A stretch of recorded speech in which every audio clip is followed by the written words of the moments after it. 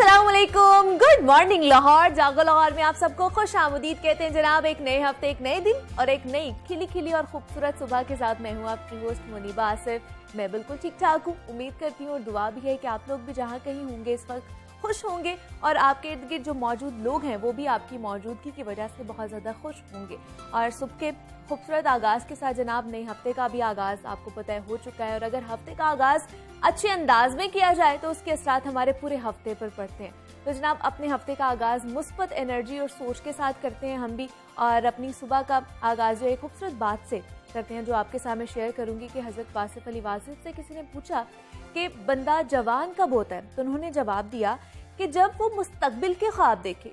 और पूछा गया कि इंसान बूढ़ा कब होता है, तो उन्होंने कहा कि जब वो माजी में जिंदा है और माजी की बातें याद करता है। तो जनाब हकीकत भी मेरे ख्याल से यही है, जो लोग माजी में जिंदा रहते हैं ना, और वो वक्त उनसे हाल और मुस्तकबिल की खुशियां भी छीन लेता है। इसलिए माजी को बस सबक हासिल करने के लिए याद रखें, आगे बढ़े और नई शुरुआत करें। जैसे आज भी हम लोगों ने नई शुरुआत की है, नया हफ्ता है, नया दिन है, तो आज से ही आप अपने जो मोटिव्स हैं या आप अपने जो गोल्स हैं उनको सेट करें और आगे बढ़ते जाएं। पीछे की बातें पीछे ही रहने दें। इसी खूबसूरत बात के साथ हम भी अपने प्रोग्राम का बाकायदा आगाज करते हैं। अभी बढ़ते हैं अपनी पहली स्टोरी की तरफ और कुछ बात कर लेते हैं सेहत और फिटनेस के हवाले से। तो रीढ़ की हड्डी की हैसियत या कमर तोड़ दी जैसे जुमले तो आप लोगों ने जरूर सुन रखे होंगे अपने इर्द गिर्द, के जो जाहिर भी करते हैं कि इंसानी जिस्म में मौजूद रीढ़ की हड्डी की अहमियत कितनी ज्यादा है। और रीढ़ की हड्डी जिस्म में वो सबसे बड़ी और सबसे मजबूत हड्डी है जिस पर जिस्म की दूसरी हड्डियों और ढांचे का दारोमदार होता है। और हकीकतन ये एक हड्डी नहीं होती बल्कि हड्डियों का एक सिलसिला होता है जो इंसानी जिस्म को सहारा दिए रखता है। और गैर मुनासिब डेली रूटीन, ग़िज़ाई किल्लत और गैर मुनासिब पोस्चर, बैठते हम किस तरह है, गलत अंदाज में उठने बैठने की वजह से रीढ़ की हड्डी के जो मसाइल हैं वो पैदा होना शुरू हो जाते हैं, जो इंतहाई खतरनाक बीमारियों की वजह भी बन सकते हैं। तो दुनिया भर में 1 अरब अफराद रीढ़ की हड्डी और इससे जुड़े अमराज का इस वक्त शिकार है। और दुनिया भर में माजूरी की सबसे बड़ी वजह भी रीढ़ की हड्डी ही समझी जाती है। तो रीढ़ की हड्डी और कमर दर्द की वजूहात क्या होती हैं, इसकी हिफाजत कैसे की जानी चाहिए और रीढ़ की हड्डी के मसाइल का इलाज कैसे मुमकिन है, इस पर आज हम बात करेंगे। हमारे साथ इस वक्त मौजूद हैं प्रोफेसर डॉक्टर शहजाद करीम भट्टी हैं, पेन मैनेजमेंट एक्सपर्ट हैं। डॉक्टर साहब मैं आपको खुश आमदीद कहती हूँ। जागो लाहौर, कैसे हैं आप? शुक्रिया जी, बहुत शुक्रिया सर। अगर बात की जाए और कमर के दर्द से ही आगाज कर लेते हैं पेन हवाले से, कि कमर का दर्द जो है वो चाहे बूढ़ा हो चाहे जवान हो, उसमें बहुत ज़्यादा हम देखते हैं कि कमर के दर्द में मुब्तला हो जाता है। इसकी वजूहात के हवाले से हमें बताइएगा, ये क्यों होती है? मुझे बुलाने का बहुत शुक्रिया आपका। और ये ऐसा कॉमन सब्जेक्ट है जिसमें हम रोज़ पता नहीं कितने पेशेंट्स ऐसे देखते हैं, और इसमें हर एज ग्रुप शामिल है, हर जेंडर शामिल है, मेल फीमेल, स्टूडेंट्स, बड़े लोग, बुजुर्ग लोग, काम करने वाले, हर बंदा शामिल है। लिहाजा एक ऐसा कॉमन टॉपिक है जिसके ऊपर सबको थोड़ी सी अवेयरनेस ज़रूर होनी चाहिए। बिल्कुल। अच्छा, सबसे पहली बात तो ये कि हमारे अक्सर लोगों के बैठने का पोस्चर बड़ा गलत है। ठीक है। अच्छा, मैं ये अब बताना चाहूँगा आपको कि जितनी भी हम लोग पेशेंट्स देखते हैं उनमें से अक्सरियत वो लोग हैं जो ज़्यादा देर बैठे रहते हैं। अच्छा। तो सबसे ज़्यादा जो वेट ट्रांसमिट होता है वो बैठने से होता है। ओके। अच्छा, अब 2-3 चीज़ों का ध्यान रखना बड़ा ज़रूरी है इस सारे मामले के अंदर, कि जब भी आप बैठें आधे घंटे के बाद आप ज़रूर उठें और एक थोड़ी सी वॉक कर लें और उसके बाद आके दोबारा बैठ जाएं। 6 से 7 घंटे मुसलसल बैठना आपकी कमर को बहुत ज़्यादा स्ट्रेस देता है। इसलिए हमारे पास बहुत सारे लोग वो आते हैं जो लंबी फ़्लाइट्स या लंबे सफ़र, चाहे वो गाड़ी का है या वो बस का, उसके बाद आते हैं। दूसरी चीज़ ये कि आपके बैठने का एंगल कैसा होना चाहिए। ठीक है। 2 चीज़ों का ध्यान रखना उसमें बहुत ज़रूरी। एक तो ये कि कमर बिल्कुल सीधी हो। ओके। नंबर 2, आपके बाजू और आपकी मेज़, उसका एंगल 90 डिग्री होना चाहिए। ठीक है। यानी सपोज अगर आप बैठ के काम कर रहे हैं तो आपके बाजू बिल्कुल स्ट्रेट हो तो आपको सीधा सामने बैक पे स्ट्रेस कम पड़ेगा। अगर आपकी टेबल से आपकी चेयर नीची है यानी टेबल ऊंची है तो भी स्ट्रेस ज़्यादा है, बहुत नीची है तो भी स्ट्रेस ज़्यादा है। ठीक है। नंबर 1। अच्छा, नंबर 2, हम चाहेंगे ये कि एक जगह पे ज़्यादा देर खड़े होना भी ठीक नहीं है। ओके। आप चलते फिरते रहें। बेस्ट जो ट्रीटमेंट है इस बैक का वो वॉक करना है। और तीसरा जो इम्पोर्टेंट चीज़ है जो हमारे घरों में हम सब करते हैं वो सोने का पोस्चर है। ओके। हम सब, खास तौर पे वो लोग जिनको उल्टा सोने की आदत है उनमें बैक बहुत ज़्यादा होती है। लिहाजा अपने सोने के पोस्चर के हिसाब से, अपने मेट्रेस के हिसाब से, अपने तकिए के हिसाब से ये बेसिक सी बातें हैं, अगर हम ये करते रहें तो बहुत सारे लोगों को बैक एक होगी नहीं, ठीक है, और अगर होगी तो इन्हीं छोटी छोटी चीज़ों से ठीक हो जाएगी। ठीक हो जाएगी, क्योंकि ये कॉमन वजूहात है जिसकी वजह से ये बढ़ती जा रही है। मतलब किसी को इंजरी भी नहीं होती फिर भी वो कमर के दर्द में मुब्तला होता है, और ये इन्हीं छोटी छोटी वजहों की वजह से। बिल्कुल ऐसी ही। तो इसका इलाज क्या है? अगर इलाज की तरफ चलें तो क्या है इसका इलाज जिससे हम अब अपने बैक एक को भगा सकते हैं या दूर भगा सकते हैं? इसका सबसे बड़ा इलाज तो इसकी एहतियात है। अच्छा। वो कैसे? मैंने भी आपको सोने के मुतालिक अभी बात की। हमें अगर किसी को ये कॉन्सेप्ट है कि अगर कोई सख्त ज़मीन पे या किसी सख्त किस्म के मेट्रेस पे सोएगा तो उसकी बैकिंग ठीक हो जाएगी, तो ये बिल्कुल गलत बात है। ठीक। बिल्कुल फट्टे पे सोने से दर्दें कभी ठीक नहीं होती, बल्कि बढ़ सकती हैं। आपका मेट्रेस ऐसा ज़रूर होना चाहिए जो कि सॉफ्ट हो, लेकिन इतना सॉफ्ट ना हो कि उसके अंदर कर्व बन जाए। ठीक है। तो एक मॉडरेट सॉफ्ट मैट्रेस ज़रूर लें, उसको इस्तेमाल करें अपने सोने के लिए। अच्छा। नंबर 2, वो लोग जो हमारे बहनें हमारी किचन में काम करती हैं, उनके लिए सबसे बड़ी बात यह है कि वो एक जगह पे खड़ी ना हो, चलती फिरती रहें, उससे भी उनको दर्द कम होगी। और सबसे बड़ा जो कॉन्सेप्ट हमारे पास बेशुमार लोग आते हैं वो जो जिम करते हैं। देखिए, जिम अगर आपने करना शुरू कर दिया है और बगैर वार्म अप के आपने एक्सरसाइज शुरू कर दी, या आपकी जितनी रेंज है उससे ज़्यादा वेट उठा लिया, या जितनी रेंज है उससे ज़्यादा वर्कआउट कर लिया, ये भी नुकसानदेह है। So you need to develop it gradually. ठीक है। उसको, और इलाज में सबसे बेहतरीन हमारे पास इलाज है वो उसकी वॉक करना है, या जिसको अल्लाह ने तौफीक दी है स्विम करना है। वो करेंगे तो उससे बैक बहुत जल्दी बेहतर हो जाती है। लेकिन डॉक्टर साहब, आजकल हमारा पोस्चर इतना ख़राब हो गया हुआ है, जिस तरह हम बात कर रहे हैं, सोने का पोस्चर हमारा ठीक नहीं है, बैठने का ठीक नहीं है। लेकिन हमें डॉक्टर साहब ये भी बता दें कि हमारी कमर दर्द का और हमारी रीढ़ की हड्डी का कितना गहरा ताल्लुक है। मतलब हमारी कौन सी आदत हैं जो हमारी रीढ़ की हड्डी को मुतासर कर रही हैं? उसमें सबसे बड़ी आदत तो यही बैठना, पोस्चर ही आ उसके जाता बाद है हमारा। वेट हमारा काफ़ी ज़्यादा। नंबर 3, हम में से अक्सरियत जितने मेरे पास पेशेंट्स आते हैं तमाम को जब मैं पूछता हूँ तो उनमें से 90% को रेगुलर एक्सरसाइज की आदत नहीं है। जब हमारे बैक के मसल्स ही मजबूत नहीं है तो वो ज़रा सा भी स्ट्रेस नहीं ले सकते। और तीसरी चीज़ जो इनडायरेक्टली रेलिवेंट है वो स्ट्रेस है। जितना आपका स्ट्रेस लेवल बेहतर होगा, आपकी कमर की दर्द उतनी बेहतर होगी। आप याद रखिए, ये थेरेपी का पार्ट है। जब आप अपने स्ट्रेस को रिड्यूस करेंगे या ऐसी एक्सरसाइजेस करेंगे या ऐसे मनूवर्स करेंगे, आपका स्ट्रेस कम हो तो दर्द वैसे ही कम हो जाती है। फिर इसके अलावा हमें ये भी याद रखना चाहिए कि ख़वातीन में कुछ ऐसे दिन होते हैं जिनमें उनके हार्मोन्स लेवल डिस्टर्ब होते हैं। उन दिनों में जो पेन का लेवल है वो ज़्यादा हो जाता है, लेकिन not because of anything else, that is because of the hormonal imbalance. वो दिन जब गुजर जाएंगे तो उनकी पेन ऑटोमेटिकली बेहतर हो जाएगी। सो हर दर्द जो है वो ख़तरनाक नहीं होती, सिर्फ उसको अगर सेंसिबली मैनेज कर लिया जाए तो वो ठीक हो सकती है। ठीक है, लेकिन इसमें भी हम देखते हैं कि बहुत सारे क्वैक्स भी आ चुके हैं, लोग उनके पास भी चले जाते हैं और उनकी कंडीशन ज़्यादा ख़राब हो जाती है। दुनिया में मेरे ख्याल है बैक से ज़्यादा क्वैकरी दुनिया में और कहीं नहीं होती। एग्जैक्टली, क्योंकि हर बंदे की फील्ड है। हाँ। तो लिहाजा किसी को किसी से शिफा मिल जाती है, किसी को किसी से नहीं मिल जाती, लेकिन वो चीज़ जिसके बारे में कुछ जानता ही नहीं है उसके बारे में उसको इलाज कैसे कर सकते हैं। तो हमारे पास बहुत सारे मरीज़ ऐसे आते हैं जिन्होंने मुख्तलिफ़ किस्म के लोगों से मुख्तलिफ़ किस्म के इलाज कराए होते हैं। जिसके अंदर मतलब हर किस्म का इलाज है। ऑब्वियसली जब आपको डायग्नोसिस प्रॉपर पता नहीं होगा तो फिर आप उसका ट्रीटमेंट कैसे करेंगे। तो अक्सर लोग बेचारे ऐसे हैं जो पहले से भी हालत उनकी ख़राब हो जाती है, तो जो काम हमने 2 दिन में ठीक करना होता है उसमें महीनों के हिसाब से टाइम लग जाता है, और सबसे ज़्यादा पेशेंट सफ़र करता है वो बेचारा जो सबका तख्ता मश्क बना हुआ होता है। तो मेरा मशवरा ये होगा, गेट ए प्रोफेशनल ओपिनियन। और आपका सबसे बड़ा मशवरा ये कि बेशुमार जगहों पे तो आपको डॉक्टर की ज़रूरत ही नहीं है, आप खुद एहतियात करें और बचें। एहतियात करके लाइफस्टाइल मॉडिफिकेशन के साथ अपने आप को ठीक कर सकते हैं। अपनी इस तरह की कोई भी जो आदत हैं उसको ठीक करें तो आपकी पेन्स जो है काफ़ी हद तक ठीक हो जाती हैं। दूसरा, डॉक्टर साहब कहा जाता है कि यूरिक एसिड की वजह से भी वो भी बढ़ जाता है, उसकी वजह से भी कमर दर्द होती है। इसमें कितनी सदाकत है? यूरिक एसिड से कमर दर्द का ताल्लुक डायरेक्ट बहुत ज़्यादा नहीं है। अच्छा। लेकिन ऑब्वियसली यूरिक एसिड एक ऐसी चीज़ है, जब वो बढ़ेगा तो मुख्तलिफ मसल्स में पेन्स तो होंगी, तो that can be part of it. लेकिन हम uric acid first line of investigation में नहीं रखते। जब कोई पेशेंट हमारे पास कमर दर्द का आता है तो हमारे पास जो फर्स्ट लाइन ऑफ इन्वेस्टिगेशन है एक्सरे है और उसके बाद MRI है। और जब तक आपके पास एविडेंस ना हो कि किस चीज़ की पेन आप उसको ट्रीट नहीं कर सकते, हमारे पास एक एविडेंस हो तो हम उसको ट्रीट कर सकते हैं, एहतियात बता सकते हैं, आगे क्या करना है, डूज एंड डोंट्स बता सकते हैं, ताकि दर्द की सबसे बड़ी एहतियात यही है कि हम उसको कोशिश करें कि वो डेवलप ही ना हो। ठीक है, लेकिन जब लोग आपके पास आ जाते हैं इलाज करवाने, तो कितनी देर लगती है कि कितनी थेरेपीज लेनी पड़ती हैं उन्हें, इलाज में कितना टाइम लगता है? अच्छा, ये डिपेंड करता है कि प्रॉब्लम क्या है। अच्छा, जैसे किसी की डिस्क स्लिप की हुई है तो उसका हम 2, 3, 4 सेशंस हमें करने पड़ते हैं। ठीक। डिपेंड करता है नंबर ऑफ डिस्क कितनी है, 1 है, ओके। 2 है, 3 है, कितनी बार निकली हुई है। अच्छा, बेशुमार लोग ऐसे होते हैं जिनको सिर्फ हम एहतियात बता देते हैं, हाँ। हम फिजियोथेरेपिस्ट के पास भेज देते हैं, मॉडिफिकेशन एक्सरसाइज बता देते हैं, डाइटिशियन के पास भेज देते हैं। बेशुमार दर्दें कमर की ऐसी हैं जो सिर्फ थोड़े से वेट रिडक्शन से ठीक हो जाती हैं। सो इट्स बेसिकली ये लाइफ स्टाइल चेंज है।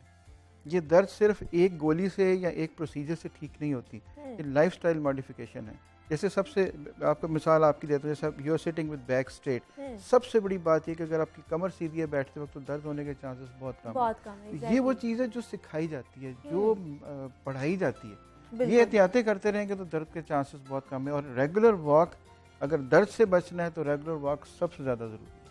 और ख़ास तौर पर हम देखते हैं डॉक्टर साहब कि ख़वातीन में बैक की दर्द बहुत ज़्यादा होती है। हमें बताइएगा, जो हम लोग हील्स वाले जूते पहनते हैं, भारी भरकम हम लोगों ने बैग्स उठाए होते हैं, लैपटॉप बैग्स होते हैं हमारे पास, उनकी वजह से भी ये चीज़ें हमारी जो है दर्दें शुरू हो जाती हैं। बहुत ज़बरदस्त आपने बात की है। और ये ख़वातीन में दर्द की बहुत सारी वजहों में से बेसिक और सबसे बड़ी वजह है कि हमारी जो पोस्चर्स हैं, ख़ास तौर पे चलने का, खड़े होने का, और ख़ास तौर पे जो आप लोग हाई हील्स पहनते हैं, क्योंकि हमारी यहाँ पे सड़कें हैं और जो रोड्स हैं और जो हमारे घरों के वो बिल्कुल हमवार नहीं है, उससे भी दर्दें बहुत ज़्यादा हो जाती हैं। और जो दर्द होती है वो ठीक नहीं होती।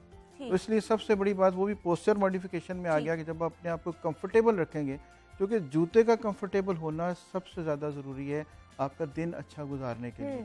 अगर जूता ही कंफर्टेबल नहीं है तो बंदा खुद इरिटेट होता रहता है, उसमें फिर ये बैक एक वाली काम भी साथ शुरू हो जाते हैं। ये बिल्कुल आपकी बात ठीक है कि हमें ये जो फुटवेयर है उसके ऊपर बड़ा ध्यान रखना, मतलब ये भी एक बहुत कॉमन वजूहत है जिसकी वजह से जो है बैक एक होती है। तो ये भी है कि आप लोगों ने फिर एक तो वजन कम करना है, दूसरा अपनी आदत जो है वो ठीक करनी है। बिल्कुल ऐसे ही फिर जाके, और दूसरा हमारी डाइट वो कितनी इन्हिसार करती है इस पे? देखिए, जो इजीली डाइजेस्टेबल डाइट्स हैं वो तो सबसे ज़्यादा बेहतरीन है। अच्छा। लेकिन हम जो हैवी डाइट्स लेते हैं जो हजम भी नहीं होती है, और फिर एंड क्या होता है, वेट बढ़ना शुरू हो जाता है। जैसे सर्दियाँ आजकल, तो सर्दियों में डाइट की जो अक्सरियत है वो तमाम की तमाम देखें, या तो फ्राइड चीज़ें हैं या वो जिनमें घी बहुत इस्तेमाल हुआ है, हम खाते भी ज़्यादा हैं और बैठ भी जाते हैं। सर्दियों में मूवमेंट्स भी बहुत कम है। सो जब वेट बढ़ेगा, मूवमेंट नहीं होगी, मसल्स कमज़ोर होंगे, तो फिर ये बैकएक होने के चांसेस बढ़ते जाते हैं। ठीक है। और जो तीसरी चीज़ मैं अपने तमाम पेशेंट्स को भी मशवरा देता हूँ कि अपने आप को ठंड से बचा के रखें। जितनी ज़्यादा सर्दी होगी उतने ज़्यादा मसल्स कॉन्ट्रैक्ट करेंगे अपनी हीट कंजर्व करने के लिए। तो जैसे मसल्स कॉन्ट्रैक्ट करेंगे तो वो बैकएक के चांसेस बढ़ जाते हैं।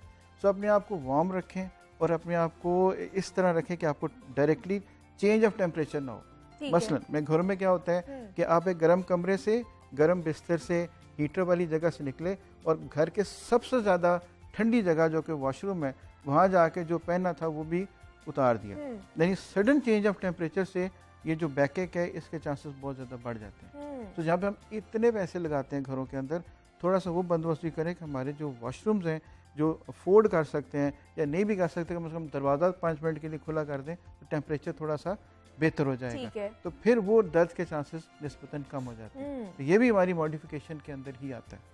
ठीक है, मतलब ये बहुत छोटे छोटे माइनर सी चीज़ें हैं जिनको हम करके अपनी तमाम तरह, एक तो बीमारियां भगा सकते हैं, दूसरा हमारी जो दर्दें हमें होती हैं और ख़ास तौर पर सर्दियों में निकल आती हैं, इनसे हम छुटकारा हासिल कर सकते हैं। हमारे साथ प्रोफेसर डॉक्टर शहजाद करीम भट्टी मौजूद थे, पेन मैनेजमेंट एक्सपर्ट है। सर, बहुत शुक्रिया आपके वक्त का, आप यहाँ पर आए हैं और इनके कमर के दर्द के हवाले से बात कर रहे हैं जनाब।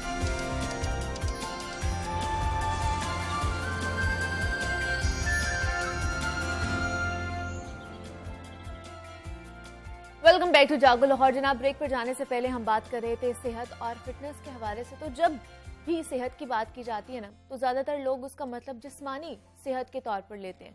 हालांकि एक सेहतमंद जिंदगी गुजारने के लिए जिस्मानी सेहत के साथ साथ हमारी ज़हनी सेहत का बरकरार रहना भी बहुत ज़्यादा ज़रूरी होता है। लेकिन अफसोस से ये कहना पड़ता है कि हमारे मुआशरे में मेंटल और नफ्सियाती सेहत को ज़्यादा तवज्जो नहीं दी जाती है, और अगर कोई ज़हनी और नफ्सियाती मसाइल की शिकायत करता है तो उसे पागल कहना शुरू कर देते हैं। और हम सब किसी न किसी हद तक ज़हनी और नफ्सियाती मसाइल का शिकार होते हैं, जिनका बरवक्त इलाज ना होने की वजह से हम दूसरी खतरनाक बीमारियों में भी मुब्तला हो सकते हैं। और डिप्रेशन और एंजाइटी घर घर का मसला बन चुका है और इस हवाले से इमरजेंसी बुनियादों पर भी काम करने की ज़रूरत है।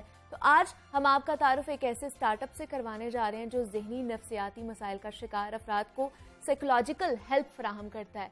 ये इंसान फाउंडेशन नामी इदारा कैसे काम करता है, इसके मकासद क्या हैं और लोग इससे कैसे मुस्तफीद हो सकते हैं, इस पर आज हम बात करेंगे। हमारे साथ इस वक्त मौजूद हैं नबीहा शकील है, कंसल्टेंट साइकोलॉजिस्ट हैं, और उनके साथ आयशा तनवीर है, ह्यूमन राइट एक्टिविस्ट हैं। मैं आप दोनों को खुश आमदीद कहती हूँ। जागो लाहौर में। वालेकुम अस्सलाम, कैसी हैं आप दोनों? अल्हम्दुलिल्लाह। ठीक है आयशा, मैं आपसे ही स्टार्ट करूंगी। पहले तो हमारी इस ऑर्गेनाइजेशन के साथ हमारा तारुफ करवाइएगा, हमारे देखने वालों को भी बताइएगा कि कैसे ख्याल आया कि आपने इस पर काम करना है, ये बनानी है फाउंडेशन। एक्चुअली पाकिस्तान में 50 million people are suffering from mental health illness. ऐसे ही है। 4 अस्पताल हैं पंजाब में ठीक सिर्फ है। Mental health. ठीक है। 0.2% of the GDP is only दिया जाता है मेंटल हेल्थ के लिए। ठीक है। अच्छा, इंसान सोसाइटी जो मैं शुरू करी हूँ अपने पार्टनर हमाद अल्ताफ खान के साथ, वो चाहती है पाकिस्तान में बीमारियों और मेंटल हेल्थ का कोई समझते ही नहीं है। हमारा पुराना एक्ट था लूनेसी एक्ट, उसको कहते थे। लूनेसी मीन्स उसमें कहते हैं लोग पागल और इडियट हैं। शुगर वो एक्ट चेंज होकर मेंटल हेल्थ एक्ट आया है, जिसमें वो कहते हैं जो मेंटल हेल्थ है वो मेंटल इम्पेयरमेंट है, कि आपकी तबीयत दिमाग नहीं काम कर रहा, कोई प्रॉब्लम है। एटलीस्ट पंजाब ने और पाकिस्तान ने अभी तक ये समझा है और हम इससे आगे जाएंगे। लेकिन ये इम्पोर्टेंट है और इस पे बात करने की जरूरत है बहुत बहुत। अब मैं आपको बताऊं, जैसे नबिया बताएंगी दैट रूरल एरियाज में, गांव में लोग कहते हैं जिन पकड़ के है। बेशक ऐसी है। ऐसी है। और हमारे सोसाइटी में जो अमीर सोसाइटी, वो कहते हैं थेरेपिस्ट की जरूरत है, लेकिन वो भी नहीं अभी समझते कि थेरेपी की जरूरत है कि नहीं, वो एक्सेप्ट नहीं कर सकते। ठीक। तो मैं चाहती हूँ कि ये जो बीमार लोग हैं, इनको अगर आपने रिलीजियसली मजहब के तरीके से ठीक करना है, करें। नहीं होते तो आप डॉक्टर के पास जाएं, शायद डॉक्टर मेंटल आपकी इम्पेयरमेंट ठीक कर सके। Nabia would be able to speak better on that. बिल्कुल ऐसे ही। नबिया, आपकी तरफ आऊंगी। हम लोग देखते हैं कि मेंटल हेल्थ को ज्यादातर हमारे माशरे में अंडरस्टैंड नहीं किया जाता कि ये कितना इंपॉर्टेंट है। जितना हम कह लें कि जिस्मानी तौर पर हेल्दी है, उतना हमारा मेंटली भी हेल्दी होना बहुत ज्यादा जरूरी है। लेकिन अगर कोई कह देता है कि मैं स्ट्रेस में हूँ, एंजाइटी में हूँ, तो हम उसको पागल करार दे देते हैं। तो ये जो टैबू है, इसको तोड़ना कितना ज्यादा जरूरी है हमारे माशरे में? मुनीबा बिल्कुल ठीक कह रही हैं। मेंटल हेल्थ के हवाले से लोगों में बहुत ज़्यादा बिलीफ सिस्टम जो है उसको बदले जाने की ज़रूरत है। जैसे आयशा भी बात करी थी कि हमारे रूरल एरियाज जो है वहाँ पर लोग ज़्यादातर फेथ हीलर्स या उनकी तरफ जाते हैं। हाँ, हम लोगों को बड़ा सेंसिटिवली उन लोगों के साथ ख़ास तौर पर काम करना पड़ता है कि उनके हम फेथ को की रिस्पेक्ट करते हुए, उनके बिलीफ सिस्टम की रिस्पेक्ट करते हुए हम अपना मेथड ऑफ ट्रीटमेंट या मेथड ऑफ हीलिंग जो है वो भी इंट्रोड्यूस कराएं। तो ये ऑफन वी आस्क देम कि आप लोग अपने जो रूहानी इलाज है उसको जारी रखें, लेकिन इसके साथ साथ आप इस तरफ भी आएँ। और जब वो when they go through the process, तो अक्सर लोग जो हैं उनका काफ़ी हद तक इसके बारे में बिलीफ बेहतर हो जाता है। लेकिन ये एक टैबू ज़रूर है। सबसे पहले तो सेल्फ एक्सेप्टेंस ही नहीं आती। जब हमें भी कोई प्रॉब्लम होता है तो हम उसको एक्सेप्ट नहीं कर पाते कि अच्छा हमें कोई मसला हो सकता है। सबसे पहले तो सेल्फ एक्सेप्टेंस ही नहीं आती, उसमें हम बहुत टाइम लगा देते हैं। उसके बाद फिर जब हम अपने इर्द गिर्द लोगों के साथ शेयर करते हैं तो सब लोगों का जो एक जनरल इसकी तरफ रिएक्शन होता है वो ये होता है कि अच्छा ये बात किसी से करनी नहीं है, हम इसको हम इसको छुपा के रखते हैं, हम इसके बारे में ज़रूर कुछ करेंगे। जो लोग बहुत सपोर्टिव भी हैं ना, उनका भी एक ये रुझान होता है कि ठीक है इस बारे में किसी से बात नहीं करेंगे, लेकिन वी विल सीक हेल्प। तो ये है कि ये अवेयरनेस, मैसिव अवेयरनेस की ज़रूरत है। इसके लिए अब मेरा ख्याल है कि जो लेबल्स बन चुके हैं, जिस तरह हमारी मीडिया का ये बड़ा अच्छा एक प्लेटफॉर्म है कि इसके ऊपर इस बारे में बात की जा रही है, क्योंकि जनरली अब आजकल के दौर में तो सब कोई प्रॉब्लम्स चल रहे हैं और हम उन प्रॉब्लम्स को बस सिर्फ प्रॉब्लम्स लेते हैं। हम ये नहीं सोचते कि अगर ये क्रॉनिक हो गए या हम अपने मेंटल स्ट्रेस के साथ डील ना कर सके तो आगे जाके ये प्रॉब्लम्स हमारे लिए कितने बढ़ जाएंगे। और फिर जब बिल्कुल एक हद गुजर जाती है या फिर प्रॉब्लम बहुत सवेयर हो जाता है, तब हम सोचते हैं कि हम मेंटल हेल्थ प्रोफेशनल्स को राब्ता करें, वो भी छुप के। वो भी ये है कि बहुत ज़्यादा बात ना की जाए उसमें। ठीक है, हम लोग भी कॉन्फिडेंशियलिटी का काफ़ी हद तक ख्याल रखते हैं और रखना भी चाहिए, ये तो हमारे एथिक्स में आता है। बिल्कुल ऐसी है। लेकिन नबिया, मैं चाहती हूँ कि आप लोग हमारे देखने वालों को, खासतौर पर आप साइकोलॉजिस्ट हैं, हमें बताएं कि कितनी रेशो बढ़ती जा रही है जो मेंटल हेल्थ इश्यूज के साथ जो सफ़र कर रहे हैं लोग। देखिए जो रिपोर्टेड केसेस है ना, बहुत सारे केसेस तो रिपोर्ट ही नहीं होते। ऐसे ही है। तो जो रिपोर्टेड केसेस हैं, और वो रिपोर्टेड केसेस भी वो हैं जो गवर्नमेंट अस्पतालों में आते हैं। जो प्राइवेट सेटअप्स हैं उनके तो केसेस मोस्टली रिपोर्ट भी नहीं होते ना। तो जो जिन लोगों ने कॉन्सेंट दिया कि ठीक है हमारा केस रिपोर्ट कर दिया जाए या इसको हम सर्वे में शामिल कर लें, वो अभी तक पाकिस्तान में सिर्फ 34% है, ठीक है, जिनमें 90% जो है वो एंग्जाइटी और डिप्रेशन का शिकार है। अब डिप्रेशन को तो कोई मर्ज लेता ही नहीं है, उसको तो वो यही समझते हैं कि ये तो बस एक प्रॉब्लम आई है, उसकी वजह से डिप्रेशन हो गया, तो कोई बात नहीं है, प्रॉब्लम खत्म होगी तो मसला भी खत्म हो जाएगा। हालांकि डिप्रेशन बहुत हद तक बायोलॉजिकल है, समटाइम्स ट्रिगर नहीं भी होता तो लोगों को डिप्रेशन हो जाता है। It has biological roots as well.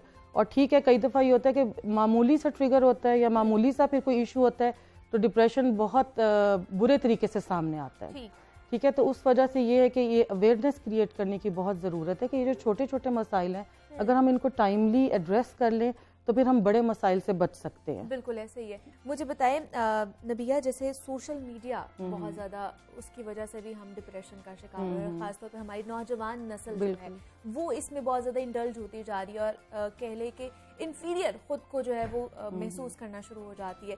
इस तरह के जो फैक्टर्स हैं ये हमें हमारी मेंटल हेल्थ को कितना मुतासर कर रहा है? देखिए सोशल मीडिया, जिस तरह आपने खुद जिक्र किया कि बच्चे इन्फीरियर फील करते हैं, ख़ासतौर पे टीनेजर्स के अंदर ये बहुत ज़्यादा नज़र आ रहा है रुझान। इसमें देखें, एक तो प्रिवेंटिव मेजर्स लेना बहुत ज़रूरी है, उसके अंदर पेरेंट्स का रोल बहुत इंपॉर्टेंट है। हम ये कहते हैं कि जी बच्चा हमारे हाथ में नहीं है, आप क्या करें, वो फ़ोन लेके बैठा रहता है, हम कैसे वापस लें। देखें इसमें आप वक्ती तौर पे, मेरा ख्याल है अगर पेरेंट्स थोड़ी देर के लिए अगर बच्चों के सामने उनका इमेज थोड़ा अपने वो इमेज से हट भी जाते हैं या उनको लगता है कि हम थोड़ी सख्ती भी कर रहे हैं, तो उसमें कोई हरज नहीं है, क्योंकि हम बहुत सारे बाद के मसाइल से बच सकते हैं। हमारे जो टीनेजर्स हैं, ये समझने की ज़रूरत है कि वो डेवलपमेंटली उस स्टेज पर नहीं होते कि वो कॉन्सिक्वेंसेस को समझ सकें। अब वो उन्होंने सोशल मीडिया के ऊपर फॉर एग्जांपल फ्रेंड्स की कोई पार्टी देखी है, अब आपको पता है कि फ़िल्टर्स कितने आ गए हैं, ठीक है, बॉडी इमेज का इतना ज़्यादा प्रॉब्लम अराइज हो गया है कि बच्चे ये समझते हैं कि हमारा बॉडी इमेज ठीक नहीं है। अब उनको ये पता नहीं है कि फेक पिक्चर कौन सी है, उस पर कितने फ़िल्टर्स लगे हुए हैं, कौन सी पिक्चर ट्रू है। फिर ये है कि वो अगर अपने आप को प्रेजेंट करते हैं सोशल मीडिया में बहुत फ़िल्टर्ड इमेज, तो फिर वो सोसाइटी में मूव करना उनके लिए मुश्किल होता है। बहुत सारे ऐसे बच्चे हैं जो आपको लगेगा फेसबुक पे, इंस्टा के ऊपर तो उनके बड़े फॉलोअर्स हैं और बहुत अच्छा उनका सारा कुछ चलता है, लेकिन आप बाहर मिलें तो वो नज़र मिला के बात भी नहीं कर पाते, क्योंकि उस वक्त अकाउंटेबिलिटी नहीं होती ना। लेकिन अब ये है कि एक तो ये कि पेरेंट्स को ये करने की ज़रूरत है कि वो फिक्स कर दें कि कितने मिनट्स फॉर एग्जांपल किसी बच्चे ने कितना टाइम उसने सोशल मीडिया पे स्पेंड करना है, और फिर ये खुद करके भी दिखाएं। ये नहीं कि हम बच्चों को तो मना कर रहे हैं लेकिन खुद उनके सामने हम डिनर टेबल के ऊपर भी फ़ोन लेकर बैठे हुए हैं या हम सोते हुए भी हमारे हाथ में फ़ोन है। If you want to implement it तो फिर पेरेंट्स को खुद स्टेप अप भी करना पड़ेगा, क्योंकि टीनेजर्स में ये प्रॉब्लम अनफॉर्चुनेटली बहुत बढ़ गया है और उसकी वजह से टीनेज सुइसाइड का रुझान बहुत बढ़ गया, टीनेज डिप्रेशन का रुझान बहुत बढ़ गया है। और फिर टीनेजर्स क्या करते हैं कि वो उसके ऊपर एक ग्रुप बना के फेसबुक पे या सोशल मीडिया पे एक दूसरे की हेल्प करने की कोशिश करते हैं, जो कि एक और बहुत डेंजरस बात है, क्योंकि एक तो वो प्रोफेशनल्स नहीं है, सेकेंडली टीनेजर्स की फ्रंटल लोब इतनी डेवलप्ड ही नहीं होती कि वो कोई एनालिटिकल तौर पे किसी चीज़ को समझ सकें या उसके कॉन्सिक्वेंसेस देख सकें, इम्पल्सिव ज़्यादा होते हैं, ठीक है, और वो तो चीज़ विद टाइम डेवलप होनी है, तो डेवलपमेंटल है, इसके अंदर हम कोई भी रोल नहीं प्ले कर सकते। बिल्कुल ऐसे ही है। तो इसलिए बेहतर है कि उनको टाइमली, जितना देर से बच्चे सोशल मीडिया की तरफ आएँ उतने कम उनमें मेंटल हेल्थ प्रॉब्लम्स होंगे, मेंटल हेल्थ प्रॉब्लम बेहतर होंगे। और दूसरा ये कि जितना ही वो एंजाइटी और डिप्रेशन का शिकार होने शुरू होते हैं, इस तरह की चीज़ों में तो इन्वॉल्व होते ही हैं जो ड्रग्स एडिक्ट भी बन जाते हैं, ड्रग्स का बहुत ज़्यादा इस्तेमाल करना शुरू हो जाते हैं। वो इन्फॉर्मेशन बेसिकली जो सोशल मीडिया के ऊपर या इंटरनेट पे पड़ी हुई है, हम उसको इन्फॉर्मेशन पोल्यूशन भी कहते हैं। इसीलिए कहते हैं क्योंकि कुछ उसका कंट्रोल नहीं है, कोई किस वक्त भी किसी वेबसाइट के ऊपर भी जाके कोई भी इंफॉर्मेशन सीक आउट कर सकता है। फिर एक दूसरे की देखा देखी, एक वो थोड़ा सा इसको थोड़ा ग्लैमराइज भी बहुत ज़्यादा कर देते हैं ना, कि ये यूज़ कर रहा है बच्चा या ये कर रहा है, इसकी प्रोफाइल इतनी हाई है, ये इतना ज़्यादा वो कूल लगता है। वो कूल फैक्टर जो है ना, वो बहुत ज़्यादा टीनेजर्स में आ रहा है, जिसकी वजह से वो देखा देखी, अब वो एनालाइज तो कर नहीं सकते कि इसके कॉन्सिक्वेंसेस क्या होंगे। उनको लगता है कि बस वन टाइम गेम है तो कोई बात नहीं, करके देख लेते हैं, हम भी ज़रा कूल लगें। वो जो एक फैक्टर है ना कि हम लेफ्ट आउट ना रह जाएं बाकियों के साथ, वो फैक्टर बहुत ज़्यादा इसमें रोल प्ले करता है। बिल्कुल ऐसे ही है। मुझे आयशा आप बताइए कि हम लोग हमारी इस सोसाइटी में तो हम लोग अपनी अवेयरनेस क्रिएट कर लेंगे जितने भी मेंटल हेल्थ इश्यूज़ के हवाले से, जो निचला तबका है या जो गांव में रहते हैं, जो जिनके तक एसेस नहीं है इस चीज़ की, वहाँ तक आप कैसे पहुँच जाएंगी ये चीज़ें? हाँ, नंबर 1 सबसे पहले तो मैं आपको बताना चाहती हूँ, मैं इसीलिए आई थी शो पे, ताकि जो भी देख रहे हो रूरल एरियाज में जाए लोग इसी तरह आगे पहुंचे।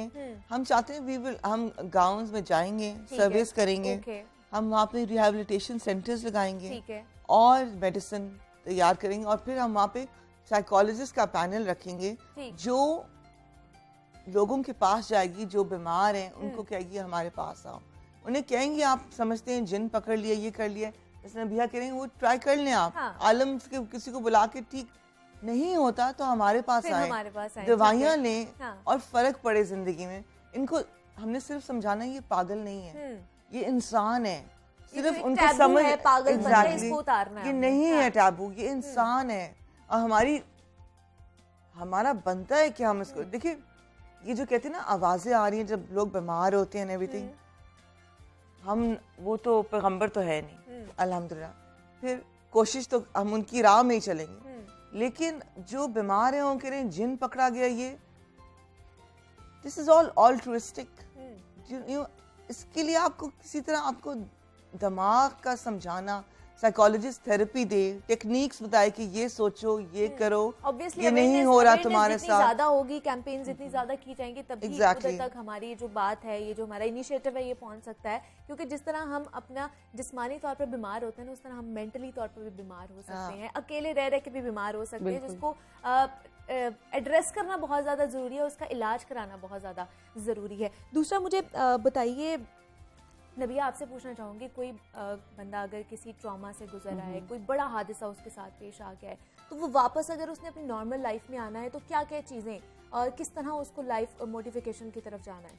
देखिए, इसके अंदर ट्रॉमा से तो एक बंदा गुजरा है, उसमें उसका सपोर्ट सिस्टम बहुत मैटर करता है कि उसकी फैमिली या उसके इर्द गिर्द जो भी करीबी लोग हैं जिन्होंने देखा है कि वो ट्रॉमा से गुजरा है, वो कितने सपोर्टिव होते हैं। इसके अंदर देखें, ट्रॉमा का ना एक नेचुरल प्रोसेस भी होता है हीलिंग का, वो नेचुरल प्रोसेस से हर इंसान ने गुजरना होता है। अगर वो ट्रॉमा, हम ये नहीं कह सकते कि कोई खुदा ना खास्ता कोई डेथ हो गई है या कोई बहुत बुरा वाकया हो गया तो अगले दिन ही इंसान जो है वो नॉर्मल होके काम करना शुरू कर दे, वो तो पॉसिबल नहीं है। हर ट्रॉमा ने अपने ग्रीफ पीरियड से गुजरना ही है। लेकिन हम ट्रॉमा या पोस्ट ट्रॉमेटिक स्ट्रेस डिसऑर्डर तब डायग्नोज करते हैं जब वो ग्रीफ पीरियड का वक्त गुजर चुका होता है और 1-2 महीने के बाद भी इंसान नॉर्मल फंक्शनिंग की तरफ वापस नहीं आ पा रहा होता, या उसको फ्लैशबैक्स हो रहे होते हैं ट्रॉमा के, या उसको ड्रीम्स में ट्रॉमा आ रहा होता है और उसकी नॉर्मल फंक्शनिंग में एक वाज़ेह डिफरेंस नज़र आना शुरू हो जाता है। वहाँ पर ये है कि एक तो सपोर्टिव रहना बहुत ज़रूरी है, उनके फ्रेंड्स हों, फैमिली हो, वो सपोर्टिव बहुत ज़्यादा रहें। और दूसरी बात ये है कि अगर इंसान ट्रॉमा के बारे में बात करना चाहता है तो वो ज़रूर सुने, लेकिन उनको ट्रिगर्स ना दें। शुरू में कई दफ़ा ये होता है कि कोई भी फॉर एग्जांपल उससे मिलती जुलती कोई बात या कोई वाकया या कोई सीन याद आ गया तो उससे पैनिक अटैक ट्रिगर हो सकता है। उसका एक तो बहुत ज़्यादा ख्याल रखने की ज़रूरत है। और अगर लगता है कि पैनिक अटैक्स या एंग्जाइटी का लेवल इतना बढ़ चुका है कि अब वो नॉर्मल फंक्शनिंग नहीं कर सकते, तो फिर प्रोफेशनल हेल्प ज़रूर सीख कर लेनी चाहिए। प्रोफेशनल हेल्प अपनी जगह है और साथ साथ सपोर्टिव रहना अपनी जगह है। क्योंकि अगर वो गलत, समटाइम्स ये होता है कि इर्द गिर्द वाले बहुत पुश कर रहे होते हैं कि नहीं हमें बताओ, हमें करो, और वो बंदा रेडी नहीं होता बात करने के लिए, तो वो चीज़ भी ठीक नहीं होती। तो इसलिए बस सिर्फ सपोर्टिव दोनों एंड पे उसको एड्रेस करना चाहिए, जो है चीज़ें ठीक हो सकते हैं या मेंटल इश्यूज जो हैं वो ठीक हो सकते हैं। नबिया शकील कंसल्टेंट साइकोलॉजिस्ट हमारे साथ मौजूद थी और Ayesha Tanveer human right activist हैं हमारे साथ मौजूद थी। आप दोनों का बहुत शुक्रिया कि आप दोनों यहाँ पर आई हैं और बहुत अच्छा इनिशिएटिव आयशा ने आपने लिया है। Best of luck for that. और जनाब, अगर आप लोग भी कोई चाहते हैं कि कोई कंसल्टेशन हो रहा है तो आप लोग भी इनसे रब्ता कर सकते हैं। तो इसी नोट पर एक छोटी सी ब्रेक लेते हैं, मिलते हैं इस ब्रेक के बाद।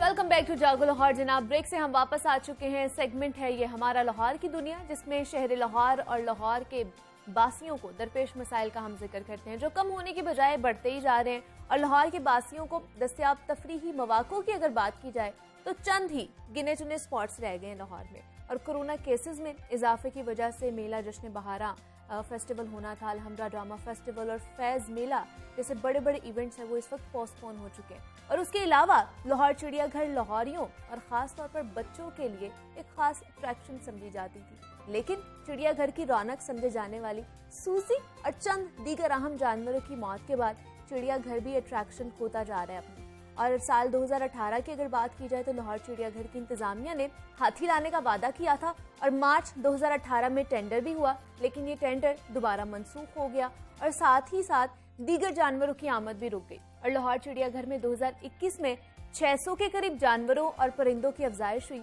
जबकि 130 की अमवात भी वाक़या हुई।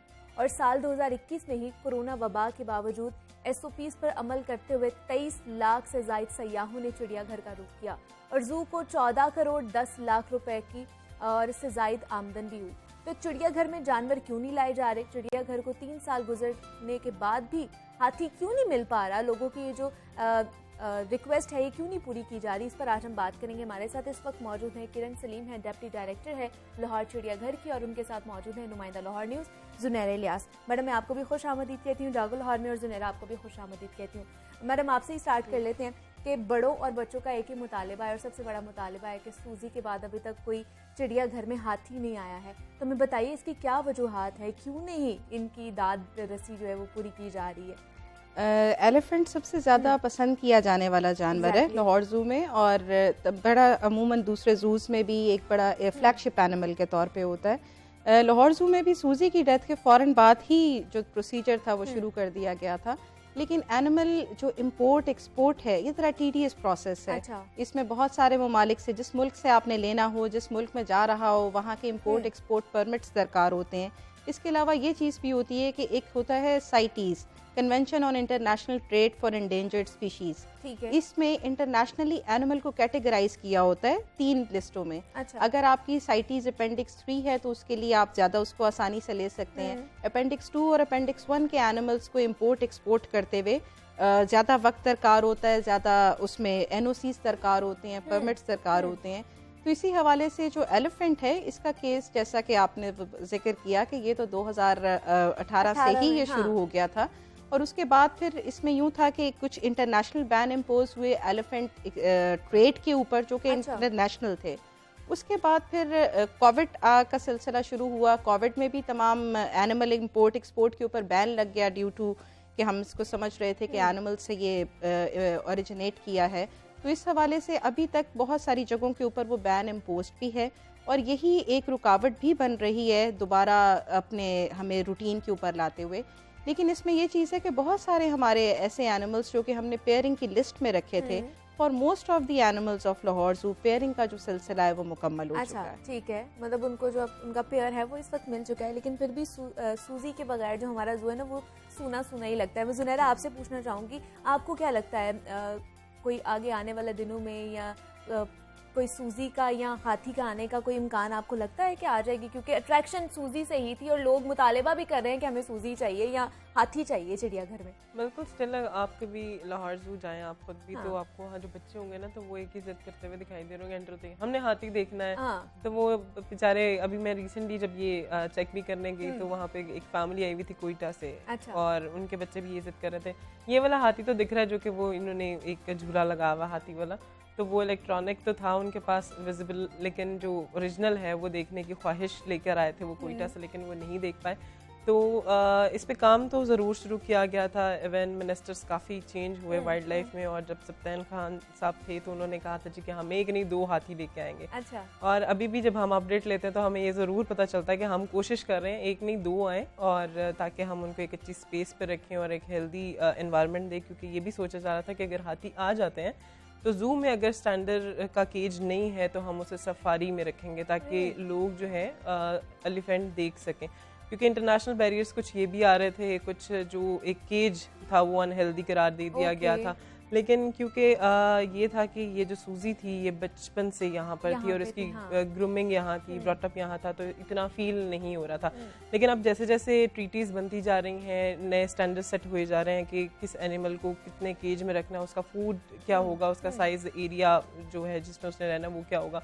तो जब ये वाले इश्यूज उठे तो उसके बाद वाइल्ड लाइफ डिपार्टमेंट ने फिर भी इसको पीछे नहीं हटे, वो स्टेप बैक नहीं किया और उन्होंने कहा कि हम जी सफारी में उसको जगह दे देंगे। अच्छा। लेकिन लेकिन वो जो ख्वाब थे 1-1.5 साल वाले वो अब काफ़ी तवील तवालत में पहुंच गए हैं और अभी तक वो सूजी नहीं आई, जिसकी वजह से शहरी भी और बच्चे भी जो हैं वो कहते हैं जी कि भाई कुछ कर लें और उनको नहीं मायूस लौटना पड़ता है उन्हें वापस घर में। हाँ। तो यकीनी तौर पे वो कुछ कह रहे होते हैं जी कि हम उसको पहले पैसे देते थे, कुछ मेमोरीज होती है ना, जो एडल्ट्स होते हैं वो कहते हैं जी जब हम जू आते थे तो हम उसे पैसे देते थे, हम उसको खाना खाते देखते थे, लेकिन अब वो बच्चे नहीं देख पा रहे हैं।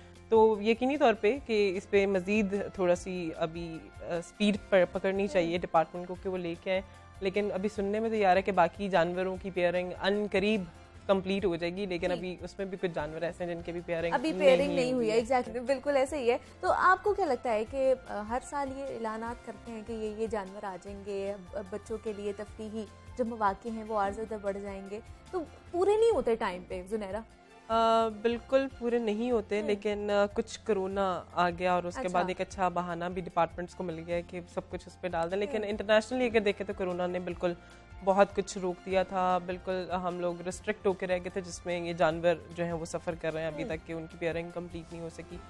लेकिन दूसरी तरफ देखें जो प्रोजेक्ट्स डिले थे वो काफ़ी हद तक अब पूरे होते हुए भी हमें दिखाई दे रहे हैं, क्योंकि एडवांसमेंट करनी थी जू में और एक का बयान सामने आया था जी कि हम इसको सिंगापुर जू बनाएंगे मिनिस्ट्री की जानिब से, लेकिन वो सिंगापुर तो नहीं बन सका, लेकिन लाहौर जू ज़रूर बनता हुआ अब हमें दिखाई दे रहा है, क्योंकि पहले बोर्ड्स नहीं थे और अब वो बोर्ड्स लगना शुरू हो गए। क्योंकि बहुत सारे बच्चे जब वहाँ पर आते थे तो वो अपने पेरेंट्स से सवाल करते थे, क्योंकि जैसे लामा है वो एक नया एडिशन था और बहुत सारे लोगों को उसका नाम नहीं पता होता, तो वो उसको जिराफ का बेबी कह रहे होते थे, मतलब जो आप खुद से अज्यूम कर सकते हैं यस कि वो जिराफ फैमिली बना देते थे। तो अब जो है ये एक अच्छी चीज़ ज़रूर देखने में आ रही है कि जो प्रोजेक्ट 2018 में शुरू किया गया था कि बोर्ड्स वगैरह लगाए जाएंगे, अब वो लगना शुरू हो गए और काफ़ी अच्छे भी लग रहे हैं, कलरफुल से।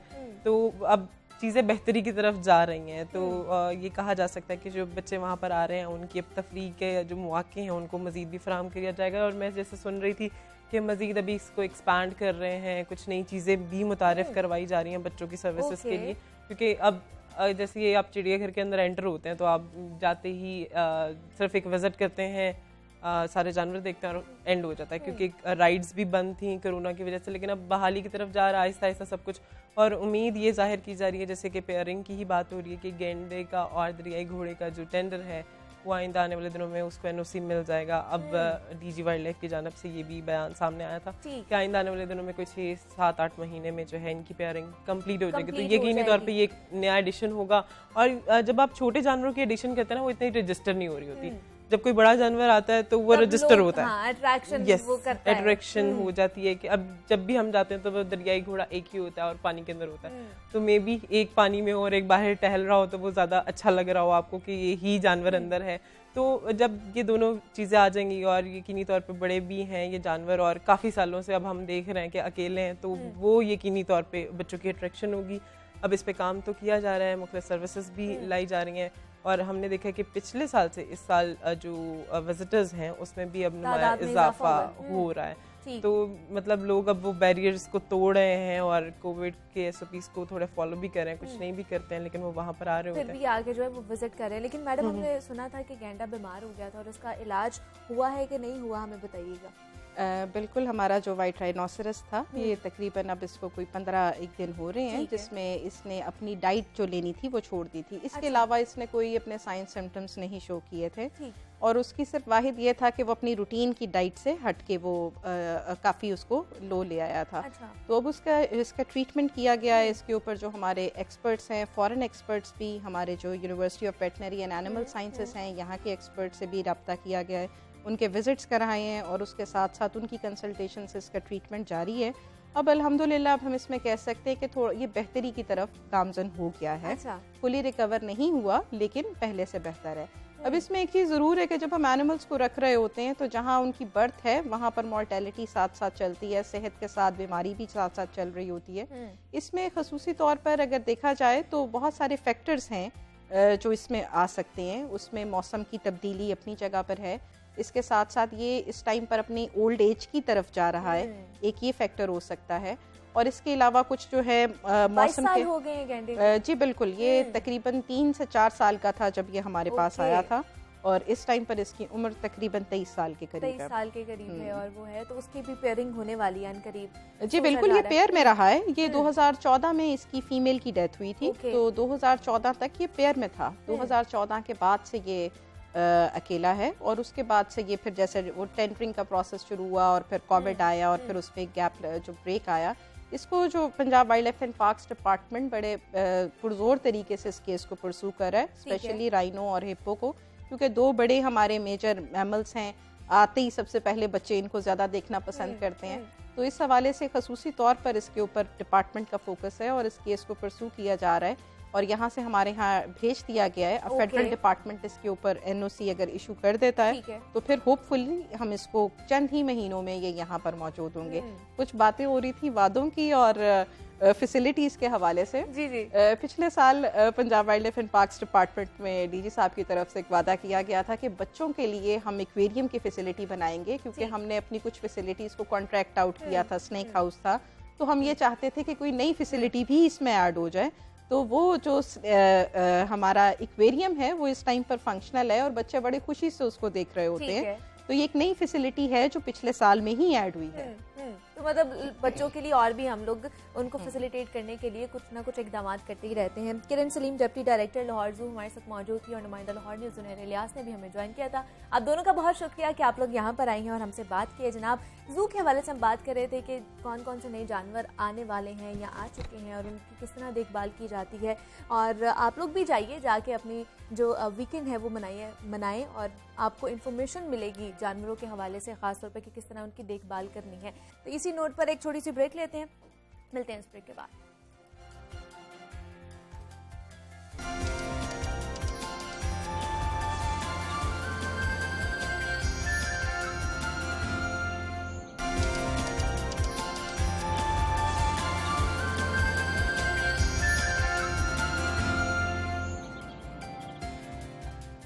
वेलकम बैक टू जागो लाहौर। जनाब, ब्रेक से हम वापस आ चुके हैं और सेगमेंट है ये हमारा फैशन की दुनिया, जिसमें हम बात करते हैं बदलते मौसम के बदलते तकाजों के हवाले से। और हमारे फैशन गुरु हमें फैशन के बदलते ट्रेंड्स के हवाले से कुछ मुफीद टिप्स भी देकर जाते हैं। तो जनाब, मौसम सरमा इस वक्त अपने इख्तिताम की जानिब बढ़ रहा है और कुछ ही दिनों बाद हम देखेंगे स्प्रिंग सीजन स्टार्ट हो जाएगा।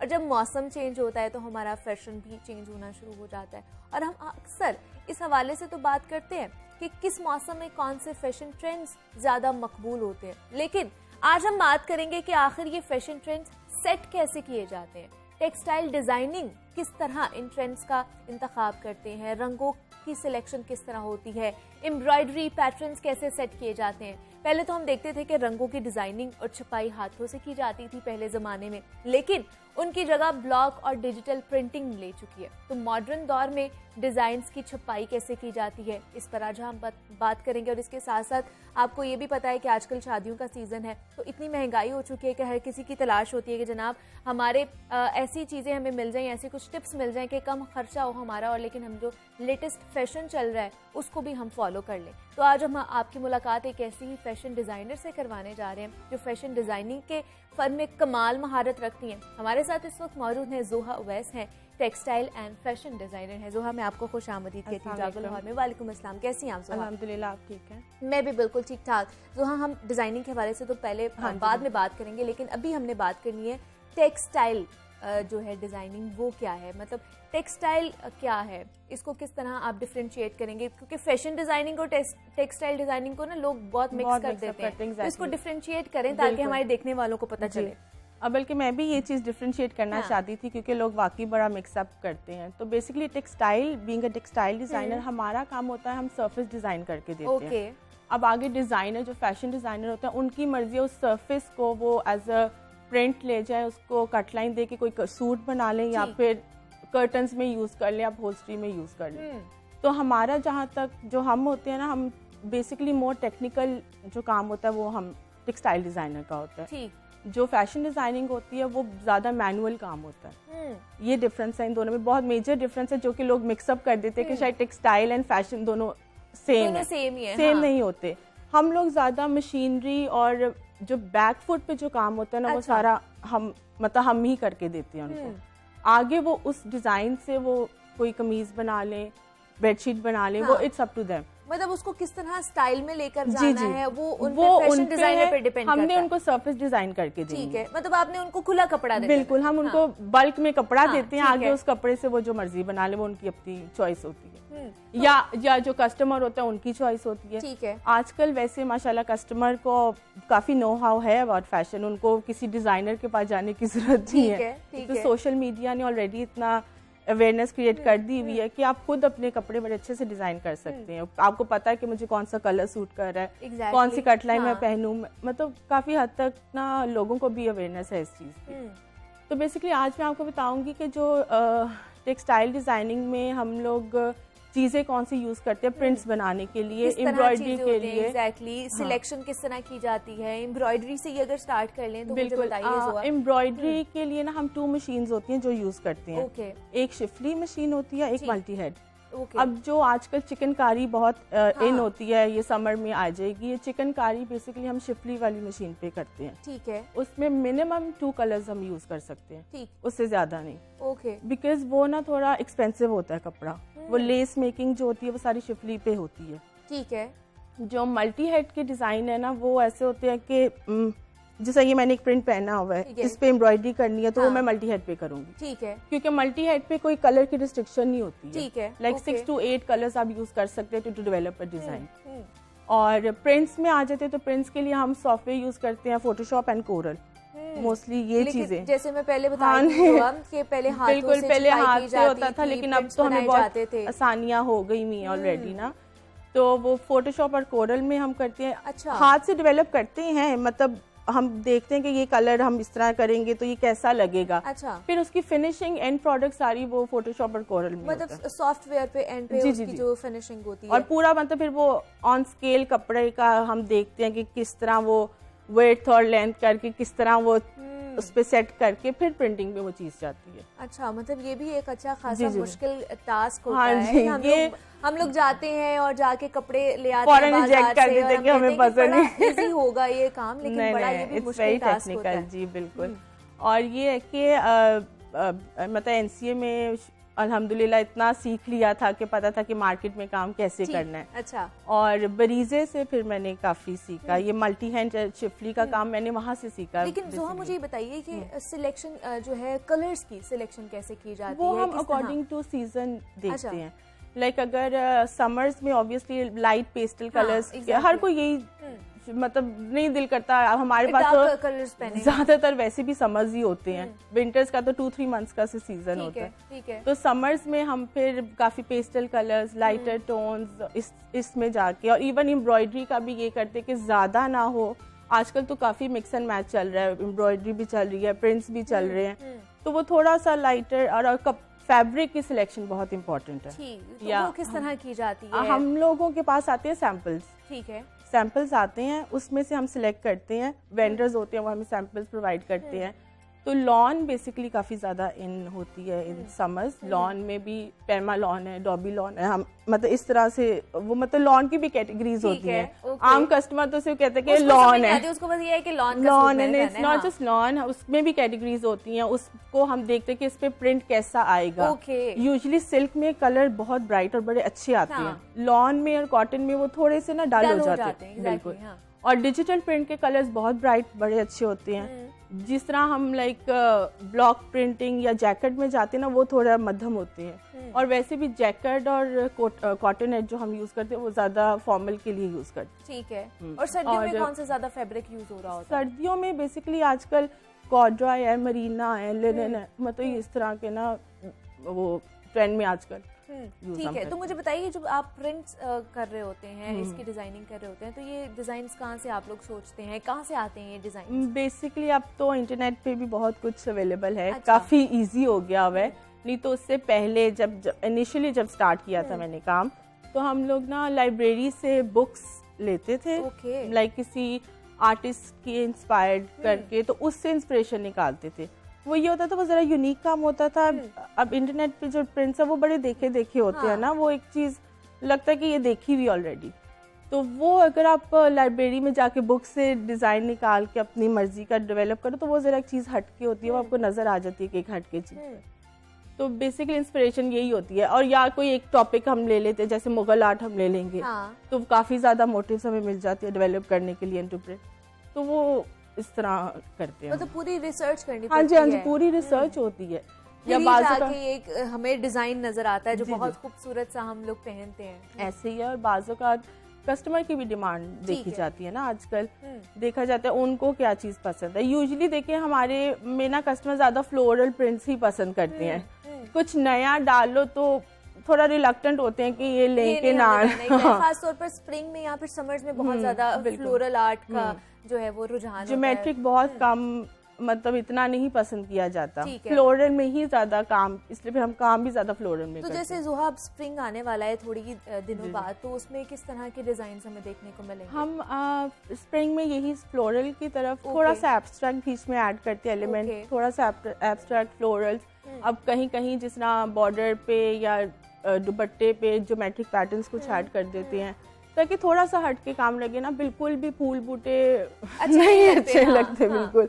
और एम्ब्रॉयडरी में भी ऐसे ही देखे मुझे, और ये जो ब्लॉक्स आते हैं एम्ब्रॉयडरी के, मतलब ज्योमेट्रिक ब्लॉक्स आते हैं, उसको हम थोड़ा फ्लोरल के साथ मिक्स एंड मैच करके कर लेते हैं, ताकि दोनों चीजें बीच में आ जाएं। आजकल आपने देखा होगा काफी, even the one I am wearing, it's दोनों चीजों को ज्योमेट्रिक एंड फ्लोरल बोथ, मतलब सारे हैं, तो वो पसंद आ जाते हैं। अब अगर सिर्फ ज्योमेट्रिक होता तो शायद मैं ना लेती, इवन मैं भी ना लेती, बिकॉज पर्सनली हर एक को पसंद होता है थोड़ा फ्लोरल, थोड़ा डेलिकेसी आती है उस तरह ना। और रही बात कलर्स की, तो विंटर्स में हम वार्मर टोन्स में जाते हैं, डार्कर टोन्स में जाते हैं।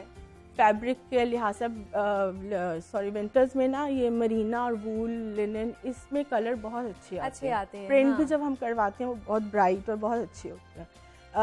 लेकिन समर्स में लॉन में क्योंकि थोड़ा सा डल होते, तो हम ऑलरेडी जब हम डिज़ाइन डेवलप कर रहे थे, हमेशा वो कलर का, मतलब अगर पेस्टल में मैं पिंक जा रही हूँ तो मैं उसका डार्कर जरा ब्राइट वाला टोन यूज़ करती हूँ, क्योंकि वो प्रिंट होके ऑटोमेटिकली लाइट हो जाता है, थोड़ा सा फर्क आता है।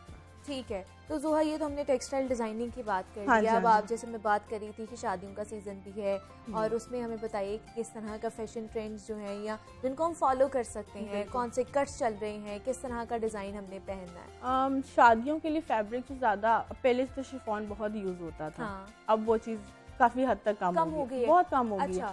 अब ज्यादा नेट एंड ऑर्गेन्जा ये बहुत यूज हो रहा है, और नेट पे काम भी बहुत खूबसूरत होता है। शिफॉन का आपने देखा होगा, काम तो करा लेते थे, लेकिन वो ना साइडों से वो मोतियों के साथ लग के ना थोड़ा फट जाता है।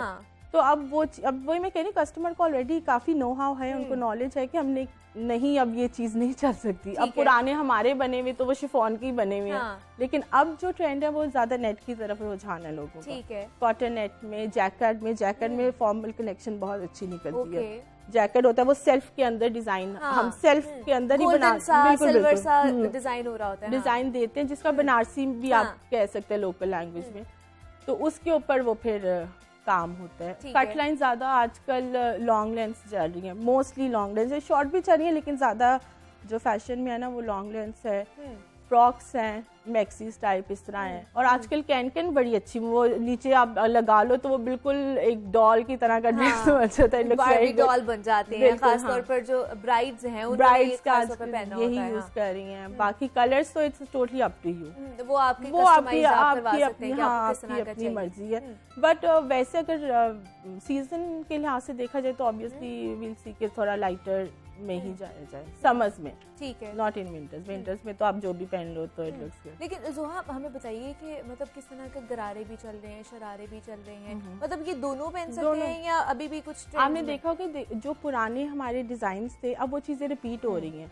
मतलब पुराने जो गरारे शरारे थे, शर्ट्स की कट्स भी, इवन आजकल बैट विंग्स इन होगी, वो बहुत पहले भी ये ट्रेंड था। हाँ। तो बेसिकली फैशन में ना पुरानी चीजें दोबारा ट्रेंड में आती हैं। अच्छा, ऐसा नहीं होता कि एक चीज पुरानी आपकी जाया नहीं जाएगी, वो कुछ साल तक दोबारा फैशन में होगी। एग्जैक्टली, कपड़ा जाया नहीं मतलब जाता। हमारे जो पुराने कपड़े पड़े होते हैं ना, हम उनको दोबारा से निकाल के न्यू ट्रेंड के साथ उसको बिल्कुल थोड़ा सा रीटच करते हैं, यू गुड टू गो, आप बिल्कुल उसको यूज कर सकते हैं, ऐसा कुछ नहीं होता। तो यही होता है बस। पर ये मैं वही कहती हूँ कि design it repeats, even cut lines भी रिपीट होती है। दूसरा जो हमने देखा है कि साड़ी कभी वो नहीं गई है, आउट ऑफ फैशन नहीं हुई है, वो कभी नेट में आ जाती है आजकल, और गेंजा में बहुत ज्यादा पसंद की जा रही है। और गेंजा का ये होता है काम अगर आप करवाओ ना हैवी, तो वो थोड़ा वो भी जरा छिद जाता है कपड़ा। अच्छा, ठीक है। बेस्ट रहता है नेट का, नेट के ऊपर इवन इतना हैवी भी काम होगा ना तो वो खराब नहीं होगा। ये मैंने पर्सनली भी करके देखा हुआ है, काफी अच्छा नेट के साथ एक्सपीरियंस किया है। लेकिन फिर साड़ी का जो फॉल है वो किस में ज्यादा अच्छा आएगा? नेट में आएगा, शिफॉन में अच्छा आएगा? शिफॉन, नेट, सिल्क बेस्ट इनमें। और गेंजा की साड़ी जरा वो खड़ी खड़ी सी रहती है, वो चीज, वो एक ग्रेस होती है साड़ी की जो ऑर्गेन्जा के फैब्रिक में नहीं आ सकती। शिफॉन में, सिल्क में, नेट में, इवन नेट की साड़ी वो भी बड़ी प्यारी लगती है बनी हुई। तो ब्लाउज आप अपने डिफरेंट किसी फैब्रिक का करके तो बहुत अच्छा लगता है, वो ट्रेंडी भी लगता है और आजकल चल भी बहुत ज्यादा रहा है और आप पहन भी सकते हैं। इसमें कलर्स क्या आपको लगता है कि ज्यादा पसंद किए जा रहे हैं? It's totally up to the customer. आप देखें, आप डार्कर टोन्स भी लोग पसंद करते हैं, लाइटर टोन्स भी पसंद करते हैं। वही मैं कह रही हूँ, आजकल हमारे कस्टमर को इतनी नॉलेज है, उनको पता है उन्हें क्या चीज़ अच्छी लगती है।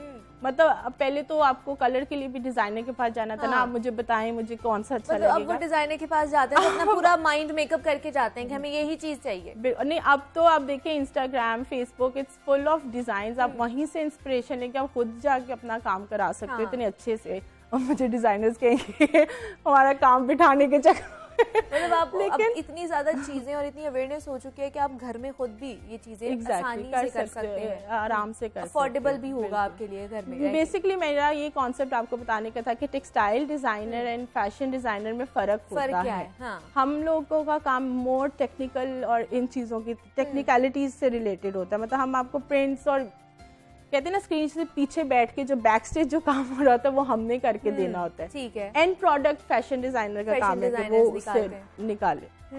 ये बात मैं, और मशीन्स मैंने आपको बता दी, मल्टी हेड शिफली हम यूज करते हैं एम्ब्रॉयडरी में। शिफली वाले वो होते हैं जो चिकनकारी के, लेस मेकिंग, इस तरह के ना 2 थ्रेड्स में। मल्टी हेड में आप मल्टी कलर के साथ एम्ब्रॉयडरी, मतलब 6 to 8 कलर्स यूज कर सकते हो। आपके पास ऑप्शंस होते हैं, ठीक है, वो आपको जो है वो करना नहीं पड़ता। जोहा उवैस हमारे साथ मौजूद थी, टेक्सटाइल एंड फैशन डिजाइनर थी। जोहा बहुत शुक्रिया आपके वक्त आप यहाँ पर आई हैं और इतनी अच्छी गुफ्तगू रही आपके साथ, और डिफ्रेंशिएट करके जा रही हैं कि फैशन डिज़ाइनर और टेक्सटाइल डिज़ाइनर में क्या फ़र्क होता है। बुनियादी सा फ़र्क है, लेकिन अब आपको समझ आ गई होगी। और फैशन ट्रेंड्स पे भी कुछ हमने बात की है। आपने मुझे इजाज़त देनी है, बहुत सारा ख्याल रखिएगा। कल आपसे दोबारा मुलाकात होगी, तब तक के लिए अल्लाह हाफ़िज़।